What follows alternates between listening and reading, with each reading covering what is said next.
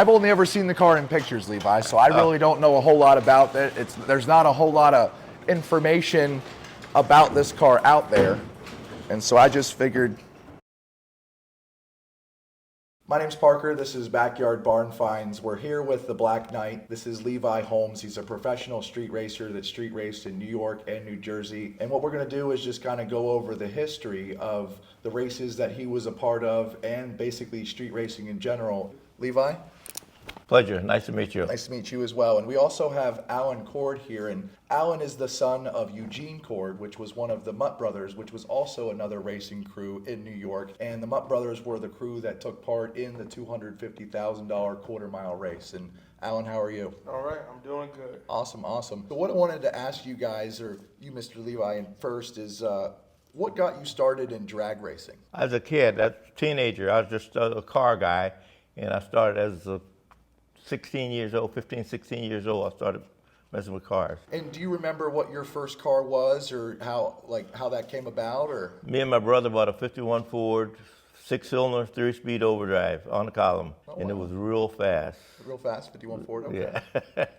You're known for being basically the first street outlaw. Do you remember what your first race was? Was that in the 51 Ford, or was that in a different car? Or? That was in the 51 Ford. Oh, it was, okay. Yeah, and I was running this kid, he had a Buick, a Dynaflow Buick, never will forget it, schoolmate, and we ran, I was 14 miles from town, and we run this road between my home, Chance, Maryland, and Princess Anne, Maryland, in the 363 is the route, and we used to run up and down there like crazy. You had a 51 Ford, but you are known for racing Chevys. Yes. What made you choose Chevy, or when did you make the switch, or?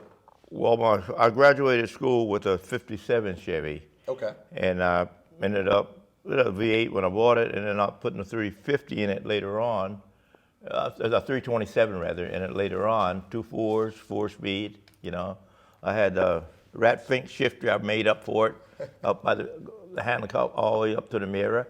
And, you know, I was just a car guy, and I did this crazy stuff with the car back then. You street raced that 57 Chevy? Yes. You did? Yeah. And do you remember how many street races like you won with that car? Was that like your first car you won in, or? I can't say how many, but I won quite a few, because back then you got to realize I was just out of high school, and I had 2 4s with a 327, and the average guy just had a regular passenger car. So I always had an edge, you know, and that was a good thing. I always had top-notch stuff as far as racing in my early career. And were you racing guys like your age, or was it guys older than you? Most of the guys were in my age group. Was there any money involved back then? Small pots, you know, a couple $100, you know, yeah. Small pots. The streets that you were racing your 57 Chevy on and your 51 Ford, are those the same streets that you were racing later on in your career? No, well, in the 51 Ford, I was in Maryland, and you were in Maryland. I finished school in New Jersey, and that's how you made the move. Yeah. Okay. That's when I made a move, and I started the 57 in New Jersey, and went on from there. Did you ever race any big names with your 57 or anything like that? Or No. was it all just local guys? It was just local guys Just local back guys. in 57. A lot of people are curious, did you win more races with your 68 Camaro or your 69 Camaro or your Nova, or? The big money car was this car, the 69. Was this car back Yes. here? A lot of the pictures I've seen are you in your 68, like the one on the back of that Yeah. trailer. How old were you when you got that car, or what's the history behind that car? We got that car in 69, I think it was. The car was like a brand new car. Okay. And I got it right. Yeah, well, we had a gas station in 68, so I had to get a car by 69. And from there, you know, boom, as soon as we got the car, I built it, boom, right down the gas station. I did everything there. Danny Jessel, he did the motor for me, 427, 430. You know, and General Kinetics, camshaft, airflow heads, wine intake, and bam, having fun. Now, But a lot of people wanted to know what the displacement was and what the setup was. 430 inches. Okay. Yeah. Cool. Believe it or not, I sold that motor just before I moved here. I had the same motor all those years. Do you wish you had it back? Not necessarily. Yes, you know, antique purposes, I wish I had it back. Okay. It was a motor, it was like bulletproof. And all I did was freshen it up every year. Now, the car that you're most known for is this car behind us, the Black Knight '69 Camaro. Right. A lot of people wanted to know, how did it get the name the Black Knight, or how did you get the name the Black Knight, or where that came from? Joe Soriano, Okay. WNJR radio station. We used to advertise our business, the gas station, on the radio. And he came up to me and says, you know, I'm working on the car on a regular, you know. He says, you know what? A good name for that car is the Black Knight. That's how I got the name. It's stuck ever since. Stuck ever since. That is pretty cool. This originally was Bill Blanding's car, who was a pro stock racer. Right. I read in an article basically that you saw this car race, and then you ended up it won or something like that, and you ended up just buying it. Can you elaborate on that and tell us a little bit about how you acquired this car? I acquired the car. He had, at the time, they were going out, him and Rich Maracki. Okay. Richard drove the car. And he had both cars for sale. He had this one and the A Modified. So me and my partner, we said, hey man, let's go buy a car, you know. We had a 68 car. So sure enough, I went there and fired both cars up. I bought that car for $7,000. $7,000. $7,000. And did it have the Mimi paint job down the side? It had Mimi, it was all lettered and everything. Oh, cool, cool. And I was also aware that the Mimi car was a '68 Camaro turned into Converted. It was converted. Yeah, you could look at the quarters and tell it never was changed. Oh, you're right. They are little- yeah. All that's Bondo. Yeah, there's no gills on the side of that car or anything like that. I never noticed that. Yeah. Oh, wow. And the other car, Wally Booth's car, that's still around. It's a Interesting. twin to this car. Is that here in North Carolina, or is that back in New Jersey? It's in New Jersey. In New Jersey? In New Jersey. Okay. My buddy Earl Mitchell bought that car, the Wally Booth car. He bought the Booth car after I bought that car. And he was my biggest competitor back then. What is the setup on this car? A lot of people have asked me that as well. Is that a different motor than the 427 that was in the 68? Yeah. Okay. No, initially, no. I had the same motor. You know, I had the same motor initially, but then again, I built another motor for it later on. And then this is also an automatic, I was told. It's automatic now. It was a 4-speed then. Oh, it was a 4-speed. It was a then. 4-speed car, yes. And did it have what rear end did you run? Rear end? Yes. It's the same rear end still, a Dana. Dana. Okay. Dana 60. And then you also had a Nova as well. Yes. And The Nova was in between the 68 and this car. oh, it was. Yes. Okay. I read that it was afterwards, so it was in between. The Nova was in between. I had a 68 car, then I built the Nova. And is the Nova still around? The Nova being driven on the street right now Being driven in New Jersey. In New Jersey, that's awesome. I like that. And I was told that the Nova may have had a Baldwin motion motor in No, it. it didn't. It did No, not. It did not, no. Is this your favorite car out of the three that we've spoken about so far? That's the car. That's the car. That's the car. That's the car I went on tour with. I was all over the East Coast, Division I, you know, and I had a lot of fun with this car. And I won a lot of races with it. Now, what do you like better? Do you like racing professionally, or do you like racing in the street? Well, back then, I rather live on the street because that's where I made money. Even Bill Jenkins and Ronnie, they would say, hey, man, so you know, you're a lot smarter than we are. So you're going out here running guys for $5,000 and $10,000 one race and picking up cash. We out here running for $2,000, got to run through elimination. And that's a question that I was going to ask also is, did you ever race any big names in the street? No, nah, bit of street, nah. Mine alone, he wasn't that big. He was a local guy with a Hemi. What I'm saying big, professional racers, no, we didn't have that many guys come out on the street, you know. The only guy that really hung out with me in the street was Pat Musey. Pat Musey, okay. He's the only guy that really hung out, you know. And back then he did a lot of my machine work, you know. Oh, that's interesting. I cut a crease in the head with this car. Street racing, I cut a crease in the head with nitrous. 10 o'clock at night, I called Pat. I said, Pat, I got a race tomorrow night, man. I done fucked up a head, right? That's cursing. Yeah. Okay. He says, when can you get it down there? I said, I got a head off. He said, come on down. He lives in Carteret at the time. I went down. He opened the shop, welded the head up, bridge ported it, seated the valve, and gave me the head. What owe you? Go ahead, man. I'll see you later. Went out the following night. run this boy for $5,000 and beat the shit out of him, just like that. Now the money, was $5,000 a lot of money to you back then racing, or did? Yeah, well, anytime you can make $5,000, $10,000, it's a lot of money, and Right. you got to figure out when it was, and that's why they say I made all that money, because back then it was normal. Like Earl, the guy I ran, there was always going to be a 5,000 or above race. Really? Yeah. Well, see, these guys had that I call found money. Okay.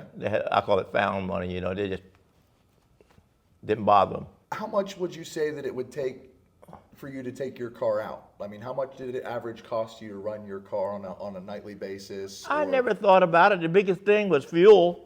Okay. I did all my own work, so it wasn't a matter of gas. I did shit going over the valves and things like that. I did it myself. That's a key factor that really helped me in my career. I did my own work. Your own work. I did my own work and drove my own car, so it makes a big difference. A lot of guys say, man, it's rough when you got to tune your car, drive it. But me, in the car, just like, fit like a hand out of a glove. I ran Earl with this car, and I had a Can-Am motor, and I had a Can-Am motor I bought from Meraki. And that's an all-aluminum 427. I had a Can-Am. Basically a ZL1 motor, but they're slightly different. Reynolds Aluminum made it back then. Okay. I had one, and a guy in Columbus, Ohio had one at the time. How'd you get? Okay. Rich, they had the motor, and they couldn't get it out of the 10s. It wouldn't go in the 9s. The 430, like the 990, 980. Mm-hmm. Rich says, Levi, I got this Can-Am motor. I broke a motor. I got this Can-Am motor, said, but it won't go out. It won't get out of the 10s. He said, you want to take a shot with it? I said, yeah. So I went to Syracuse, picked the motor up. I said, this is $495. This motherfucker running this motor with 6 60's. I went to the speed shop, ordered me an Elderbrock Cross Ram, ordered me 2-box Dominators. 2-box Dominators. Rejetted the carburetors, Fall Nationals, Englishtown, Raceway Park. I put that motor in there, I port matched the runners in the intake. I get to the track, I haven't tested it. They says, Vinny says, Levi, you got 30 minutes to make a run. So I'm just finishing off the car. I ain't never been down the track with that motor. I got my boys, we went to the line, staged her up, cleaned the tires, and I made a blast. When I dropped it in high gear, I knew I was going the fastest pass I ever made. 9:57. When I got to the trailer, every motherfucker at the track was there. When I got to my trailer, everybody. So that's the fastest pass you made in the 69. Was it 9:57 or was that in the 68? That was in 69. Yeah. And was that the fastest pass you ever made? Ever made? Yeah. No, that was back then. Okay. It was the fastest pass I ever made back then. Yeah. And it was funny. So Knapp told me, he says, well, Levi said, listen, you're being protested. Okay. You can't eliminate nobody. They got to be eliminated by somebody else. So quite naturally, I beat everybody's ass there that day. I beat every son of a bitch there. So we get to the end. Vinny says, okay, Levi, come on, you got to go down and tear down. I said, Vinny, tear down what? I said, man, I can't tear my motor down. I got another race Wednesday night. I got a match race Wednesday night. I can't tear my car down. I ain't got nothing to put it back together. Oh, Levi, blah, blah, blah. I said, man, I'm sorry, man. I said, I'll tell you what, Vinny, that money I won, I should split it between all those guys. He said, oh, I can't do that. So they barred me from the track for the rest of the season. And did you prefer racing? You raced at Englishtown for most of your career, or what track? That was my home track. That was your home track. Englishtown was my home track. Was that your favorite track? Yes, it was. Okay. Well, popularity, radio advertisements and everything, it was really, really. And just like before they closed, they said, Levi, all we got to do right now is advertise your fucking name. You ain't even got to have a car. The track are packed right now. Yeah. It was good. I was really, really successful. And I was fortunate, It says that you've won over $1 million in your career. Was most of that in street racing? Yes. It wasn't street. Okay. Yeah. And that was that done $5,000-$10,000 at a time, Yeah. or was there a In large there, yeah. chunk? Or 3 years, yeah. oh, in 3 years. I said through the years. Oh, 3 yeah, years. Oh, yeah. okay, gotcha. And did you ever have a favorite street that you liked to street race on? No, wherever they raced at, that's where Wherever we it went. was. Yeah. But see, I concentrated on traction on my cars. I concentrated on traction more than anything else. Traction was most important. Okay. Like on this car was a ladder bar, slap-up bar. Okay. Bill Jenkins and all the motherfuckers that raced against me. At the time, they could not believe slap-up bar cars worked that way. Interesting. Okay. And it was nothing fancy about it. The only thing I do was modified the bars. When I was using the Lakewood bars, all I did was made them extend to the eye bolt in the front of the spring. That's all I did. Instead of hitting the spring back here, I put it right on the eye bolt. In the whole spring. That's what gave it traction. Did you ever lose a race on purpose, or did you ever get paid to lose a race? Never. Never. Okay. Never. What is the average pot size? You said $5,000 to $10,000. What was the largest amount you've ever won in a race? About 20. About 20,000. Yeah. The biggest one I lost was 30. Oh, the biggest one you lost was 30. Yeah, that was with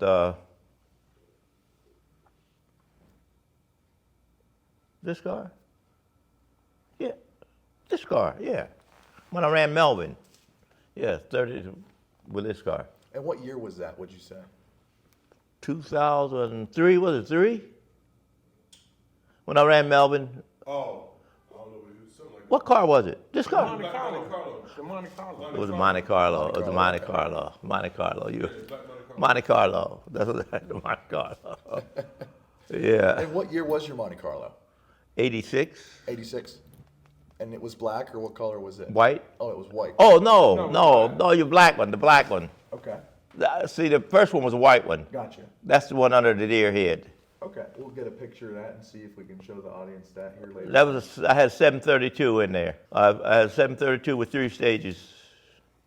Because it blew the motor. That's Yeah. why you lost. Yeah. I got the video. Yeah. Yeah, broken Salt in engine. the wound. Broken engine. Believe it, I had that car right there. Running this. Guess what the guy I was running had? A small block with 1 4-barrel. And that you lost 30 I had grand. just went to Cecil County. I just went a 720, 196 mile an hour with that fucking car. And the guy said, "Oh man, so you got to come back, man. We'll pay you $2,500 just to make 3 passes." Everybody, because I don't like the board, and everybody, all the guys, racing guys, man, you got the fastest car down here. I was in Cecil County, Maryland. You got the baddest car, man. Just come down and light the board up one time. I said, if I do that, everybody in the country gonna know how fast my car is. But it was bad. I caught hell getting that car to go down the track, Boy, but once I got that shit dialed in, it was unbelievable. Unbelievable. Well, let me ask you, how much did you have in your cars on an average basis? Like, how much would you have in this car when you were racing back in the late 60s, early 70s? Well, I only paid $7 for the car, and within 3 weeks, I ran Earl Mitchell for $10,000. Oh, you won? Yeah. So paid for the car. How many people did you have in your crew? Was it just you, or did you have a crew with you? No. Or? I'll get him to do it when he hangs that up. Okay. I'll leave you get the deck lit. Yeah. Yes, we all can hold it. Yeah, we all can hold it. Yep. And Well, so, gotta see his face. these are all the people that were in your crew? That was my Back- guys. back That in was the my. day. Back in the day, we took $50 a week out of our pocket to support the car. Okay. This car behind you. Yes, back in the day. And I can't really read any of the names. Do you want to go over some of the names, or? All of them are gone, bro. Oh, they are. Okay. Charlie died, last year? yes. And Lee died. Lee and his brother, both of them died within the past year and a half. Or Wilbur and Welton. And the McNeil brothers, yeah. I appreciate you showing us that. Yeah. I really do. That's awesome. Well, their memory's not lost. No, You know, no. and that's why we're here. We're here to And kind of like spread. Brett kept there when I got it inducted in the Hall of Fame in 2016. And I said, the only thing I regret, none of my guys are here. Brett said, Levi, every one of them's here with you right now. Yep. Absolutely. Absolutely. Yeah. And speaking of some of your other friends, did we have Alan here with us, and your father was Eugene, and Eugene was part of the Mutt Brothers, and that's another famous racing crew that was in New York back in the day. And did you compete with the Mutt Brothers? Yeah. or Oh, yeah. We ran track all the time. You ran track together? Yeah, he ended up running pro stock. Yeah, just right wrong with me. I was beating him until he got Freddie to drive for him. When they got Freddie, And so, who all were the Mutt Brothers? I know that there was Ronnie Lyles, of course, his brother John. yeah, I was under the impression that they weren't called the Mutt Brothers until John had passed away. Is that correct? Right, he got killed on a motorcycle. yeah, motorcycle. And then they start calling themselves the Mutt Brothers. It was Ronald, Eugene, Benny, and a guy named Jesse.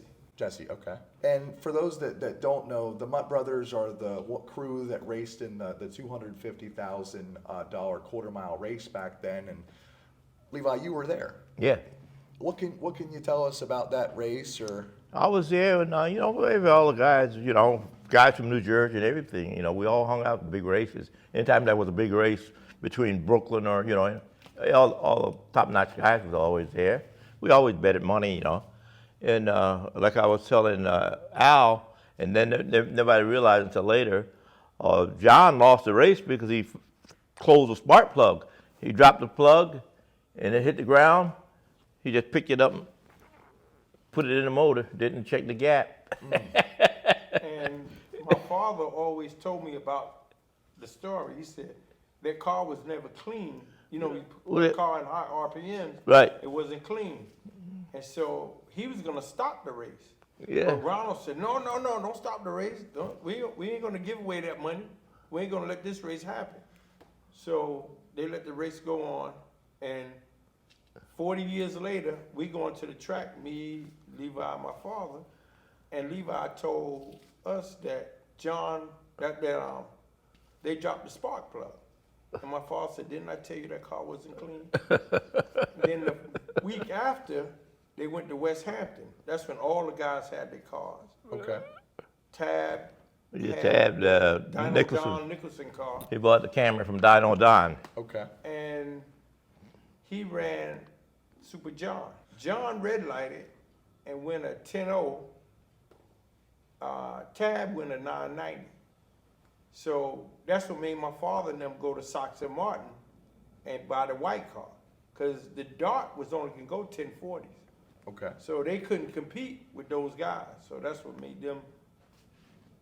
And for those that not move. familiar with the race was a $250,000 pot, $125,000 from each side. And on one side there was a racer named Super John McFadden, and he was also African American, and he raced a '69 Camaro, and that was tuned by Dick Harrell, Mr. Chevrolet. Is that correct? Or Dick Carroll. Correct. okay. Yeah. And on the other side, the Mutt Brothers side, they raced a LO23 Hemi Dart super stock car. Right. And that came from S&K Speed Shop Right. in New York. And basically, the Dart ended up winning. And what street was that on, or where was that located at? Do you It's guys? called 150th 105th Street by the airport. By the Conduit. airport. Conduit. Conduit. And how does a race like that get set up back then? We meet at the gas station, set the race up, go out there and make sure you have blockers to block traffic, you know, put the race cars in front and have cars in the back of us. Okay. And it's just clean them off and go. And do you remember like what time of night that it took Oh, place? it's always late. It was always late. Always Change late. the shift with the police. Yeah. Their change of shift was around 11. Okay. So right after 11, they would get the race on. And how does the money get handled for something like that? Well, we trusted each other. What I'm saying, you guys got your pot. Hey, this guy over here holds our pot. Okay. We The big race on the Conduit, they left the money at the gas station.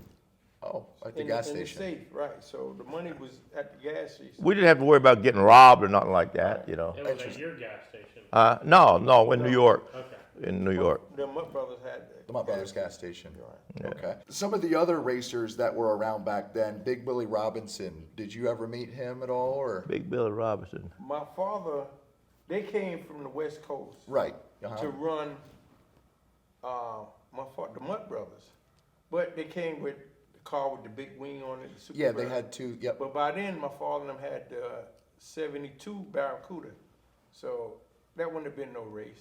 You know, a 9-second car against a 11-second car. Right. So they didn't ever get it on, and then Big Willie and them went to Rockingham and raced there, some people there. And were there any other big races back then that are not written down or anything that you would like to talk about as far as like your father or anything like that?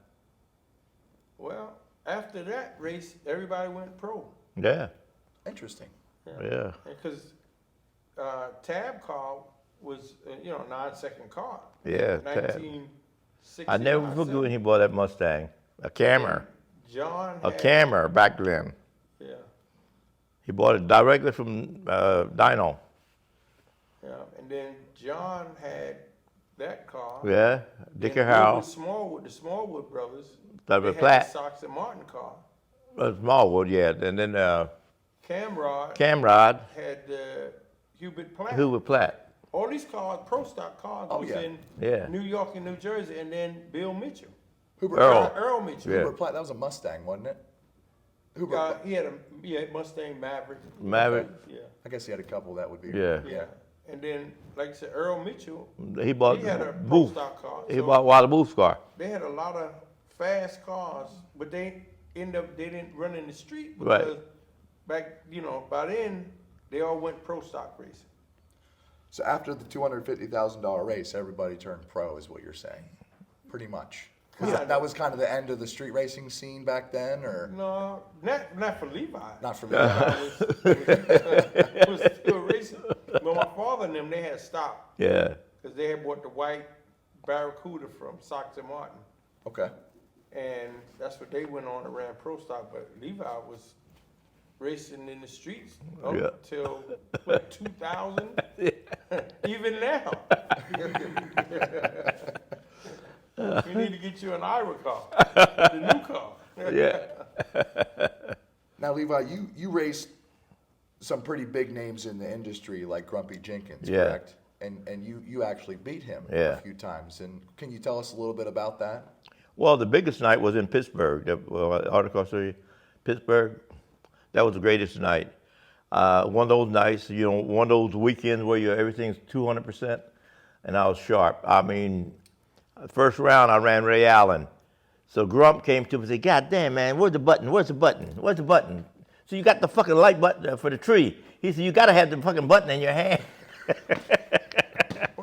But the fun part about it, I was me and him in the final, and I treated him so fucking bad he took the short road off. He didn't run the full quarter. Now, what car was he racing when you were The racing? Vega. Wasn't the Vega? Was it the Vega or the Monza? It had to be in the Vega. I'm pretty sure it was the Vega. Okay. Did you Yeah. ever race him in any of his Camaros? Yeah. Oh, you did? It was a regular. See, one thing about Division One is so big, and I ran the circuit. Right. So, we run somewhere every week. And that was a good thing about it. Because, like, when I beat him in Pittsburgh, we came back to Cecil County. The son of a bitch, he beat me at Cecil County. The son of a bitch, when he got on the return road, he turned crossways the road so I couldn't get around. They said, "Hey, motherfucker, I got your back." What are some of the other big names that you remember racing?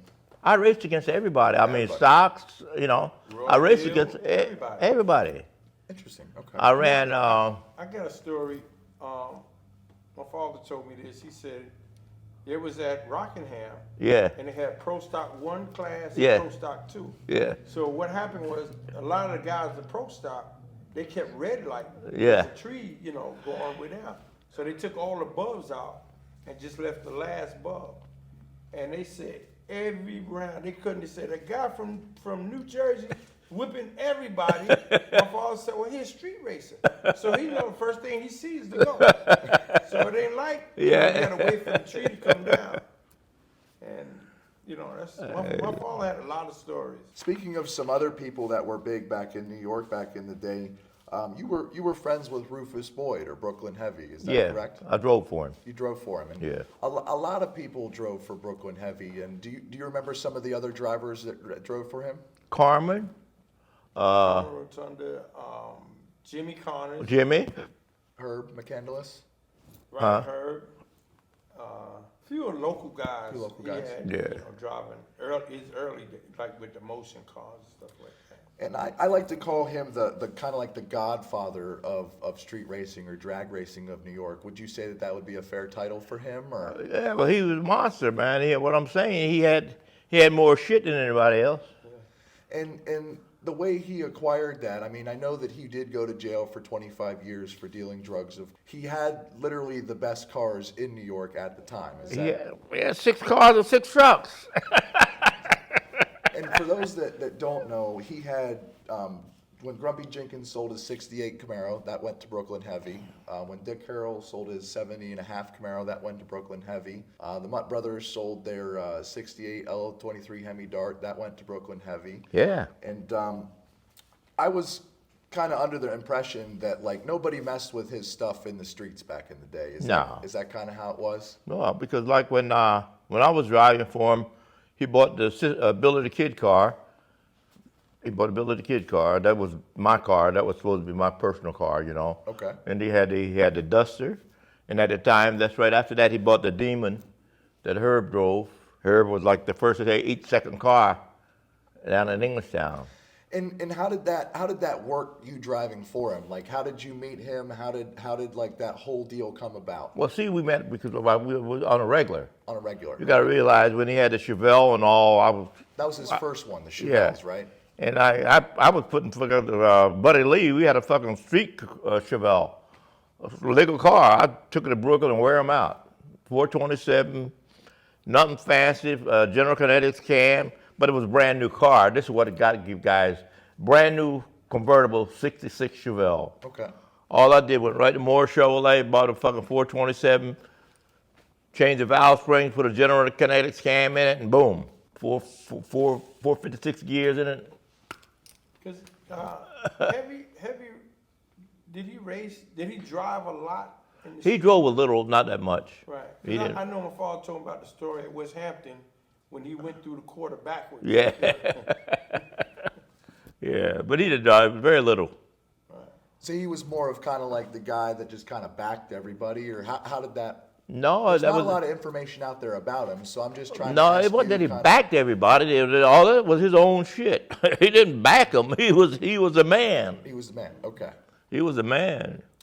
Now, there's a lot of controversy out there about Grumpy Jenkins' 1968 Camaro, and there are pictures out there of Brooklyn Heavy who Jenkins sold the car to. Yeah.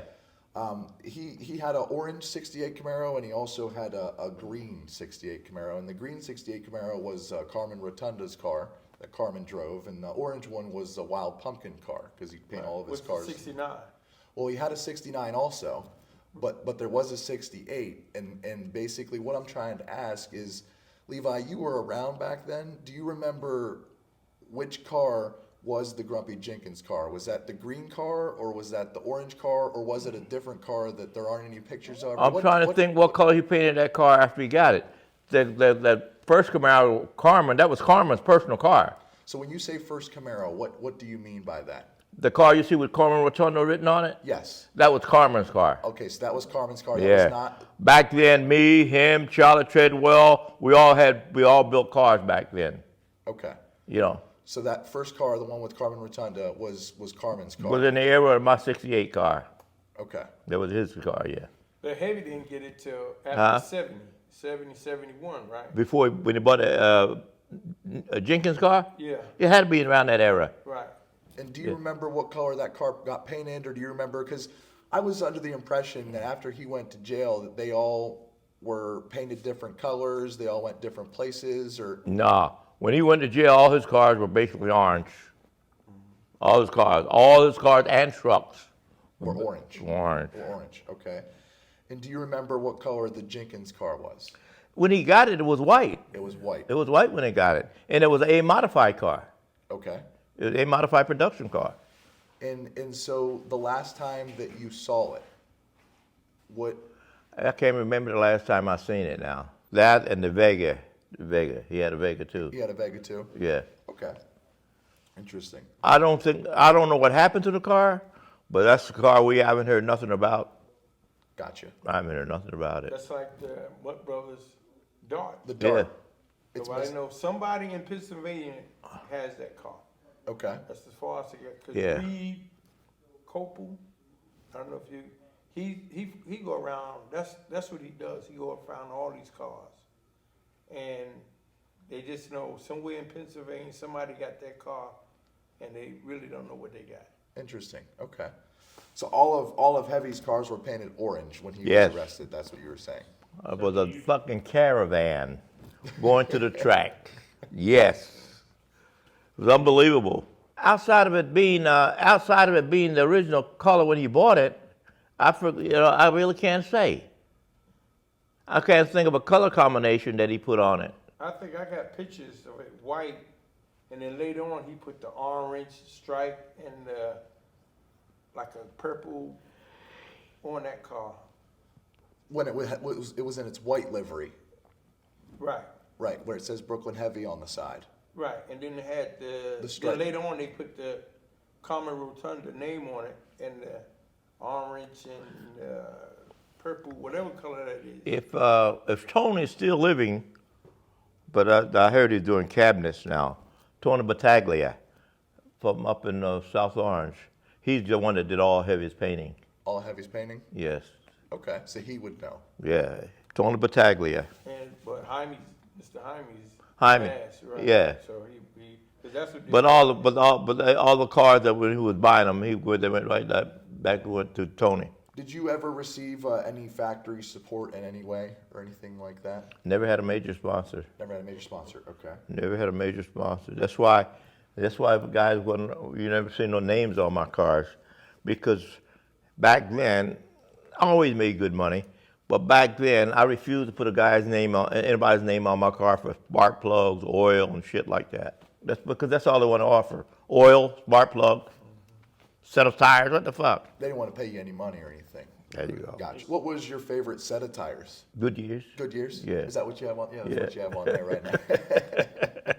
Back in the old days, it was M&H. Right. Early They years. had a special. Y'all all had a special M&A just for Yeah.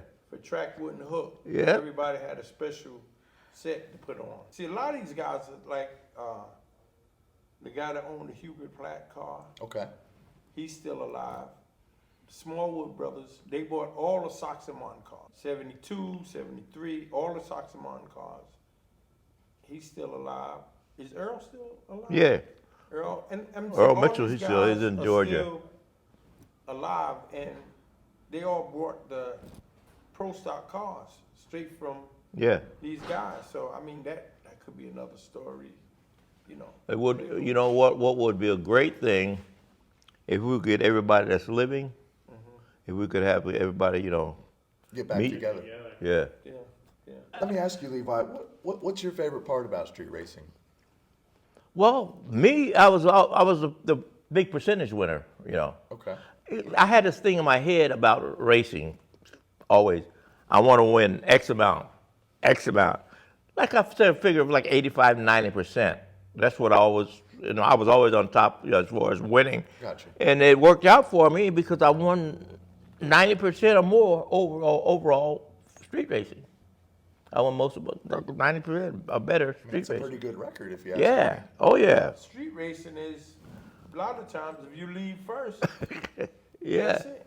And see, a lot of people they wait when they street race. If they doing it by the hands. The average person, I bet you Levi never wait for a person to drop their hands. Because a chase is a race, they call it. Yeah. So if Levi take off, And you come Your behind me. reaction is to take off too. Right. Now you gotta catch it. So that was the trick. So that probably had a lot to do with it. And like my father said, Levi was, Yeah. when they took all them bulbs out at Rockingham, said Levi was killing everybody. Well, Levi, do you mind showing us some of your cars? Huh? Do you mind showing us some of your cars? Cars Yeah. in the. We're gonna get to those. We're gonna get to those later on here. But I was asking if we could go and show some of your cars, and then we'll come back and go through the photos. Is that? What do you want to do? You want to move it out? Yeah. I would love to. Okay. Yeah.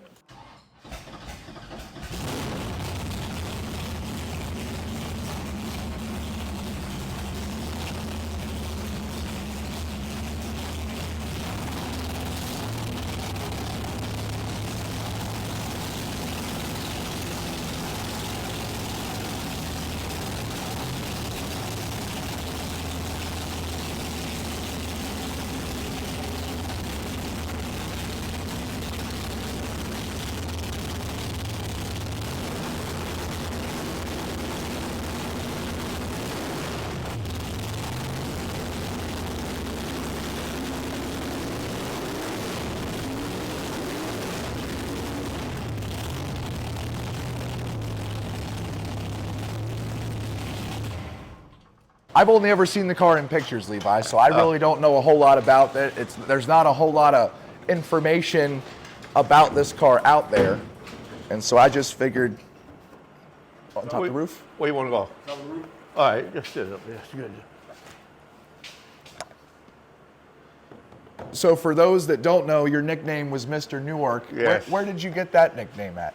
That's what the guys call me. That's what the guys call you? The guys are in my circle. Let's tell Mr. Newark, you know. Okay. Yeah. And what is the significance of the? I know why it's there, but what's the significance of the rat? Rat motor. The rat motor. And Yeah. for those at home, why this is the rat motor? Right there, right. 427. 427. Big block Chevrolet. Right. Wow, look at this. When you got this car, is this the way that it looked? Or did you modify it at all since then, or? No, well, it's basically because it's still got stock control arms and everything in it. Yeah, it does. You know, it's one of those things. A lot of guys thought it was a real trick car, but it was not. You know, it's nothing really fancy about it. You know, it's basically it was a regular '69 Camaro. And did it have the fiberglass front end on here? Yes. And that's the way you got it? Yeah, I had, but this is a new one I put on it. Oh, this is a new one that you put on Yeah. it. Okay. I mean, it's very just simple. Yeah. Yeah, it's not a whole lot of trick to it here, huh? No. Got a motor I'm- plate in the front, and Yeah, I did this front end. I did that myself. You know, right here in the garage. and now this is not the motor that you raced with back in the late '60s, correct? No. No. And so, what motor did this car have originally? A 427, 430. Okay. Yeah. Do you know what the car started out as from the factory at all, or anything No, like? I don't have a clue because when I got it from Richie, you know. It was already. Yeah, it was already. Gotcha. Did you do anything to the back of the car, at all, or? The only thing that's been changed, basically, is the rear. You know, a narrow rear because it didn't have the narrow rear originally. It had a Dana, but it didn't have a shortened rear. And you were saying this is originally a '68. Yeah, but see all this? Look, all this Bondo. Oh, that's Bondo. All this Bondo. Well, that adds weight to it. Yeah. I started to, a couple of times I started to put regular quarters on it. Then I said, no, I'm going to leave it just the way I got it. You know, the history of it is just the way I got it. And whenever you got it, it was originally the white Mimi car, of course. Right. It was, and I read that, did you paint it that night and then race it that night? No, I didn't paint it that night. I painted it within a week. Within a week? Yeah. Okay. So this being a '68 car, we kind of wanted to see how they grafted on or what they did to kind of turn it into a '69 car before you got it. Right. And so we were looking, and all the way back there up in the corner, you can see that they kind of spliced it right before the wheel well, and it looks like on both sides the same thing.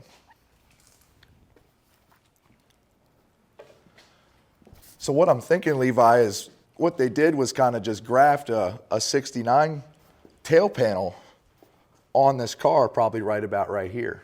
That's what it looks like to me as far as the metal goes. When you repainted it or anything like that, how far did you did you have to go to restore it? You said it was in pretty bad shape, or? Well, all this is Bondo. All this is Bondo. Okay. All that's Bondo. Okay. I didn't know if you took it down to bare metal or. No, Oh, I no. knew better because okay. I knew better because I knew that wasn't regular quarters. I got you. I knew it wasn't. So I didn't want to get in that. It's an old race car. Yeah. You know, it was made to go as light as it possibly could. Yeah. Mind if we take a look on the inside? Good. Good. Is this door fiberglass or is it real steel? No, it's a real steel door. Okay. And then this is all just aluminum, just sheet aluminum. Yeah. And so, Levi, how many passes do you think you've taken in this car? Ooh, I can't count. Don't think about it. Oh, yeah. I had that thing 1,000,000 times, man, plenty of times. So if you had $1 for every time, it would equal $1 million. Do you mind if I get in this car? Huh? Do you mind if I sit in this car? Yeah. Thank you.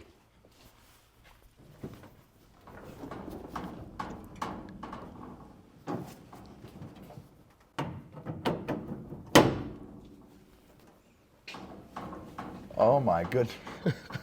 I'm in the seat of a legend right now. Really not a whole lot to it, just bare bones, lightweight. Yeah. You know, one of the questions I had, I even asked him on the way over here, I said, I wonder if this car has a headliner in it. And Yeah. it does. Yeah. It does have a headliner in here. A little ragged in the corner over there, but it's still there. That's okay though. The only things you got in here is your tach, or your oil pressure, your water temperature. Mm-hmm. And that's all you need really, I guess, huh? Yeah. Now, explain to us what the writing is on the side of this car. So, right here it says Nework Racing Enterprise. That's what I call my group. That was your crew. Yeah. Okay. This is a guy where I retired from down here. Oh, okay. So this is down here in the South then, North Carolina. That happened in North Carolina, right here in North Carolina. Durham. So yeah. it never ran this back in the day? No. Okay. It only said Black Knight. Nework Racing Enterprise. And then 184, the number 184. That was my permanent racing number. Does it have any significance to you at all? Or how did you come up with that number? I didn't. No, NHRA, they give you a number. Oh. So actually, back then, I was the 184th person with a pro stock license. And that's how you got that number? That's how I got that number. I think that is just the coolest thing. So what we'll do is just kind of go over some of the stuff that Levi has. And what is this, Mr. Cord? You said that this is United States Racing Team. the United States Racing Team from 1972? Yeah. That's when they went to the White House to meet Nixon. Okay, they met Nixon. Basically, you raced against all of these guys. Right. Can you just point out some of the people that you raced and basically maybe a story about one or two of them? Ronnie, Yeah, you can point out. you got Ronnie Sox, you got Dick Landy, you got Nicholson. All these guys here were big time racers, top notch racers in the country. You got Ronnie Lyle over there, Ronnie Sox, hey, all those guys. Which one was your favorite one to beat up? No, nobody was my favorite. Oh, okay. The thing about racing back then, you just want to try to make as many rounds as you can. Gotcha. That's- the percentages, like you were Yeah, telling me. that's all. Okay. You can't beat everybody, but you can beat a lot of the guys. Gotcha. Al Unkser and those guys, I wasn't worried about them. Jenkins, Sox, Dick Landy, hey, they were the hard guys. You got lucky if we got around one of them. And then what is the plaque that you're holding? That's the Hall of Fame. That's your Hall of Fame plaque? Yes, You were inducted into the East Coast Hall of Fame, is that correct? Right. In 2016. 2016. How does that feel? That was a good feeling. One of the greatest moments. Greatest moment. One of the greatest moments, yes. And what are some of the other racers that are in the East Coast Hall of Fame? Are some of your friends in there as well? Oh, or- yeah. His dad. Oh, your dad's in there. Eugene Cord's in there? Yeah. Okay. Yeah. I didn't know that. Yeah. My Okay. father was on the committee, so a lot of the guys like Melly Goins. Okay. So She was a racer, right? Yeah. Right, she ran funny cars in the 60s. Okay. A black female racer. Yeah. Right. Yeah. Who else? Wilbert Smallwood from the Smallwood Brothers. Okay. Camrod. Yeah. Everybody's in the East Coast because of Nancy Wilson. She's the lady. She put all that. Oh, stuff that's who together. put it together. Yeah. Okay. She had a big show every year. And did you ever go out west at all or anything? Or what was the furthest west that you would have gone? Detroit. About Detroit. Chicago area. That's as far as I went out toward that Gotcha. way. Did you ever want to go any further than that, or was it? No, well, back then it wasn't feasible from a financial end, you Understand. know. Okay. And, you know, like I say, the purse wasn't that great, you know. It would have been really? more or less out of the pocket thing if you did venture out to do that, you know. Okay, so the money was better here on the East Coast. Yes. Okay. Plus, we got all the local tracks. Number one division had a lot of tracks. You know, a lot of them closed down, but that was the key. You know, we had someone to race every weekend. Got you. Okay. Every weekend. Every weekend. So you were racing on the track on the weekend, and then in the streets on the weekdays. Is that how it worked out? No, at night. At night. At Okay. night. At night. On the weekends at Yeah, night on yeah, the street. yeah. That's how it worked. Okay. Do you mind if we take this out of here? Oh yeah. And so what this is I guess that's Ronnie Lyles right there. Yeah. And this is the Black Pro Racers United Soul Circuit. Right. Correct. And can you elaborate a little bit on what that was or what? That was, they had an 8-car field, Okay. and they would travel just up and down the East Coast, right? Yeah. Okay. And it was, you know, Levi, the Ronald Lyles car, the Hubert Platt car, which Camaro had, Dickie Harrell, the Camaro from The John. Super John. Super John McFadden car. and all these guys, you know, they raced together. Do you know what happened to that car, the Super John car at all or anything, or? No. No? I had Okay. his number. Oh, you did have his number. and I've tried doing research on it. I haven't found anything about it. There's only really like 1 or 2 photos out there of the car, so I wasn't sure. What are some other photos that you have there, Mr. Holmes? This is the Expo last year. And they actually they brought you out to SEMA. Yes. Is that correct? Yeah. And you are going to have a Hot Wheels car made Yes. of the Black Knight '69 Camaro. Actually, but he's working on it. They're working on it. Maybe that's coming soon, right? Coming very soon. Coming very soon. So it'd be cool to see that car. Hopefully, we'll get one of those. I'd like to get one signed by you if that's okay. No, that's the Hall of Fame also. That's Oh, this is when you were inducted in the Hall of Yeah. Fame. Okay. this is appreciation from Raceway Park. You had mentioned your favorite track was Englishtown, and what this is a Lifetime Achievement Award to you Yes. from the track of Englishtown. I think that's pretty cool. And what are some of the photos that you have in the book over here? Well, this is Pittsburgh when I beat the Grump in Pittsburgh. Oh, really? You want to maybe show it from the back? Yeah, there we go. Okay, just go ahead. Left was out in Pittsburgh. That was a great night, one of the greatest nights. I was signing brassieres, slips, and everything that night. You know what it was they had a pit side and spectator side, you know, and the fans, if you didn't pay for the pits, you didn't come on the other side. Okay. And girls was at the fence, you know, just sign here, sign brassieres, fucking slips. I signed every fucking thing that night. So that's why you were drag racing. That's the picture of the first car, the first '68 car. I think I got that magazine. Yeah, 68. that's a picture of Monte Carlo, the Street Monte Carlo. This is a picture of the boy Billy Palmer's car. I was driving out of Fort Lauderdale, Florida. Okay. This is our match racing up at Island when that picture was taken. Tell us a little bit about your hauler. A lot of people, I see the picture of the hauler over there. A lot of people say they like that hauler. I think it looks Guess what? pretty cool. This hauler was a soda truck, right? Oh, it was a soda truck. Yeah. So all I did to it was took what the car's sitting on was the rack. All Okay. I did was cut them off, laid it down, and went and got some ramps from U-Haul, from car carrier, and that was it. Just that simple. It works. It works. Huh? Hey, and, I had a little fun with a little old truck. I think it's pretty neat. Yeah. This is a scene where I got caught drag racing on the street. Were you ever arrested? No. No. Okay. They give you a summons and let you go. They gave you a summons and let you go. They were pretty lenient back Yeah, then. this was a gas station back in the day. Is that your 68 car? Yeah. Yeah. That's me and Scott Shafroff. This is a picture of the Cavalier when I put together. That's the one I put together and never got to race it. That was my partner back then.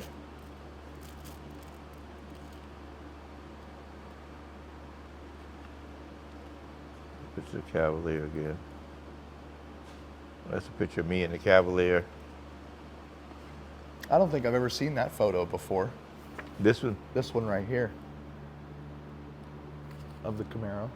Yeah, that was match racing. I was Okay. match racing in that photo. Oh, is that your Graduation? that's your high school graduation? Yeah. Yeah, you graduated from technical school. Is that what you did? I went to technical school, yeah. Oh, okay. So you were pretty. I know you said you worked on all the stuff yourself. Yeah. So you were pretty handy with mechanics back right in- from the beginning. Right from the beginning. Yeah. That made it pretty easy. That's heavy there. There's Heavy's Duster, Yeah. and I think that car is over in Europe right now. Yeah. No, Sweden? no, it's back here. It's back in the States. Todd Warner got it, and he's doing it up. Okay. Yeah. It depends on which one. This is a picture. Oh, there was multiple. I'm in the Duster, Carmen's in the Vega. Oh, so you're driving the Duster. Yeah. So you drove Heavy's cars for Heavy. I was under the impression that you drove for him in your car. No, I drove for him. You drove for him. Yeah, I had the Okay. Duster, and my car, personal car, was the Billy the Kid Challenger. Gotcha. Yeah. Interesting. Yeah. Now, someone asked me on YouTube specifically about this next car, and they said ask him about the Lee 55 jailbait car. Yeah. And what's the significance of this car? Well, I built that car years. That was an early car. What I'm saying, shit, it was in the 60s. 60s, a 350. Okay. 350. 4-speed car. So that was one of your first race cars then, huh? Oldsmobile rear in it, you know. Oh, And it was interesting. just, as you can see the car was completely stock as far as the body and all. Completely. You know, no lightning or nothing. Had a lot of fun. 11 seconds back then, And what engine was in that? 350. 350. Gotcha. Yeah. Okay. Yeah, it was a lot of fun. Then I slipped a 427 in it, and I ran the car for about 2 months before a motherfucker knew I had a 427 in it. Word got out. Well, I was beating them too bad. I don't think I've ever seen a 55 with a 427 in it. That's pretty cool. Yeah. That's the body. Is that you redoing My Cadillac. all your Cadillac? And it's been above us this whole time. So what exactly is this Cadillac behind us? I see it's a convertible. 65 Eldorado. A 65 Eldorado? Okay. Yeah. And you don't see convertibles too often. It's a beautiful, beautiful car. Yeah. You got good shots of the Monte already, didn't you? Yeah. Did not of this car though. Okay. And is that your Nova? Yeah. That's the Nova with the 2 4s and all. Oh, I have not seen those photos. Hold on. So tell us a little bit about the Nova here. I've never seen this one. No, okay. That was this was like a new car. And Oh, and it has motion valve covers on it. yeah. That's why someone asked me if it had motion. Yeah. Right, okay. No, that was just the valve covers. Just the valve covers, Yeah. gotcha. And that was a fun car, but it didn't handle nothing like the Camaro. It didn't handle nothing like. So the Camaros were better to plant or just Yeah. And I spun out twice with that car. with the Nova? Yeah, I spun out twice. With that being said, that question that we forgot to ask if he Yep. Ever wrecked a car? You never wrecked a car? Have I ever wrecked? Yeah. I wrecked that Monte Carlo. Oh, the Monte Carlo you Yeah. wrecked. Okay. Yeah. I hit both sides, hit both walls with that car. And that's this one right here. Yeah, but I was lucky. Yeah. And the guys, when I built that car, I had on the front chassis from where the front wheels are, I had the guy to do the bar. You know where the frame bends? I had him do me a bar going to the back, you know. That's where the buckle stopped, right where I had the bar built. The guy never did it in another car. He said, "What?" I said, "Just put it in." And luckily, when I hit the wall, that's where the impact stopped. so it saved you. Yeah, Guy said, why you want to do that? I said, I just wanted it anyway. Where do you know where the frame bends? That's a cool photo I've never seen of your This one? of the Nova. Yeah.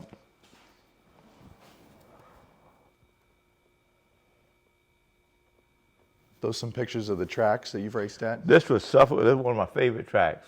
Suffolk, Virginia. Suffolk, Virginia. Okay. It was all concrete.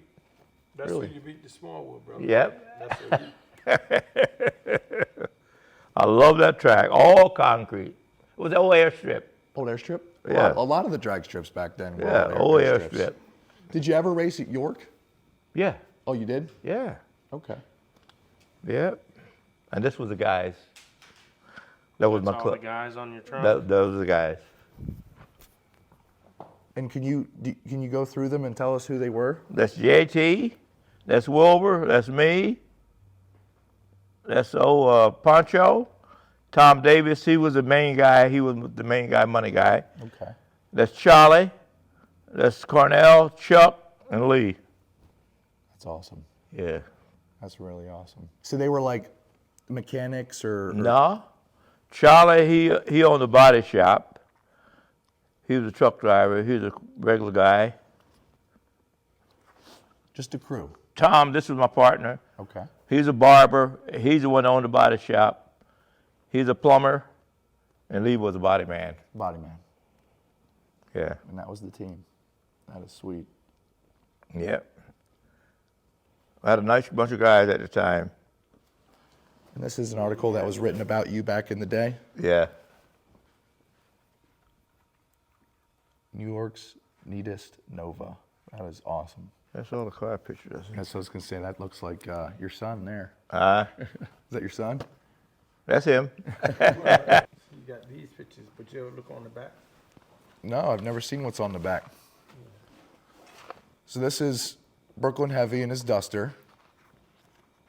And then on the back here we have Sox and Martin Prepared Plymouth Duster, Brooklyn Heavy, all the sponsors, even the transmission, gear reach. Wow, okay. I guess this is Ronnie Lyles. Right. And so we have Ronnie Lyles' Duster. And on the back we have his sponsors and United Race Team. Would you say that Ronnie Lyles was probably the most recognized back in the day out of you guys? Or it seems like he had the sponsors and you were telling me you didn't Well, really- see, everybody came behind me. you were the pioneer. Yeah, everybody The came original. behind. Heavy and everybody came behind me. Gotcha. Anything else? Yeah, well, they didn't have no sponsors. Say that again. The Ron Lyles car didn't have no sponsors. Oh, he didn't. No. Prepared by Sox and Martin. Oh, okay. See, the car was painted red, white, and black. This guy Joe used to race the car in the wintertime in Georgia. Okay. So Ronald Lyles' name sounds like a white guy. So they gum out thought that he owned the car. That Joe Fisher owned Okay. the car. And so Joe told my father that Gum Out wanted to sponsor them. And so they went to Georgia to Gum Out. And then they said when Gum Out saw them, they said they could just give them a little spot. So he told them to keep it. And so that's why the car was painted red, white, and black. Because you know, Gum Out colors is Back red, then. white, and Yep. That makes sense. black. They had grocery stores and a couple of gas stations. Okay. What else do we have here? Oh no, this is just what my father got. This was a good one for me and Brett. Yeah, that's probably was that Nancy. Anderson, yeah. Yeah. We got to get a lot of respect to Nancy Wilson. She put this The Hall. Ragtime Hall of Fame Yeah. together. Okay. and It's I'm not familiar with her. I'm gonna have to look her up. No? Nancy Wilson. wow. Yeah. She used to race. She used to race. Okay. Yeah. Yeah. Yeah, Sharisa Chrysler. Matter of fact, I got a picture of Nancy. Here somewhere. And that's the cover of the 72 Superstock magazine. This was the motor that I had in that Monte Carlo. 7.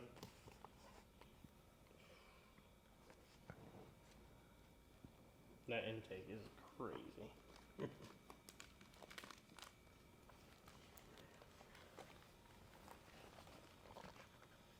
I think this is the picture y'all got. Yeah, I saw that one on the internet. Yep, that's the one I have. And then this was Ronnie Lyles, this was John, and then this No, is, that's Benny. oh, that's Benny. Okay, Right, here, we'll that's show my this. father. That's Eugene. Okay, so that's Ronnie Lyles right there, and that's Benny Dunham right there, and that's Eugene Cord. That's your father. Correct. And these are part of the Mutt Brothers. Right. Cause see, it was J&B Automotive. Ronnie Sox told him they need to have a name up front, so that's why they put Ronald Lyles' name. Oh, so he said that they have to have persons, they couldn't be J&B Automotive. Right. Gotcha. You need to have a mechanic shop. You need to have a person name. So he said that's why they put. But see, it's all with J&B Automotive. And then they went to the Ronald Lyles. I don't think I've ever seen that car before. Check that picture out. You might need to take it out so you can really look at it. Backfire. Oh, it's backfiring. Oh my goodness. How somebody caught that picture? What are the chances of that? Yeah. You got more pictures, Levi? That's it. That's all. I think I got a lot of your pictures of your cars. I don't think it's in this book, but I have a lot. That's Englishtown. And that's that's my father. That's Ronald. That's Tab with the Donald Don Nicholson car. And so which one's Ronnie? That's Ronald. Okay, and where's your father? That's my father. And that's Tab. What it looks like they're playing around with some money right there, Right, getting ready to race. right. And this is like in front of the shop. Okay. All the young people hang out. And this is Benny Dunham, wife, Glenda. She's still alive. Who? Glenda. And Benny Dunham was the mechanic for the Right. Mutt Brothers. Right. Okay. And that's me, Benny, and his wife. And that's a young you. Yeah. Interesting. I really appreciate you guys going over all this history with us and kind of putting it out there for people to listen to and people to enjoy. Three. Oh, here's the Mutt Brothers right there. And so who's who here? It's Ronald, Benny, and my father. And We your always father. tease him about his pants. And this is at West Hampton, my mother and my father. And what was Eugene's role in the crew? He was the mechanic too. And He was also a helped. mechanic? He was more like the chief, The chief? Okay. and then setting up the races because they had a lot of match races. Because y'all had a lot of match races too, right? Yeah. So that was a big thing. They make more money on the match races than they do at an event. Because the tracks would hire them to show up. Oh, cool. Okay. But that's the magazine. It's them working on the rear, my father and Ronald.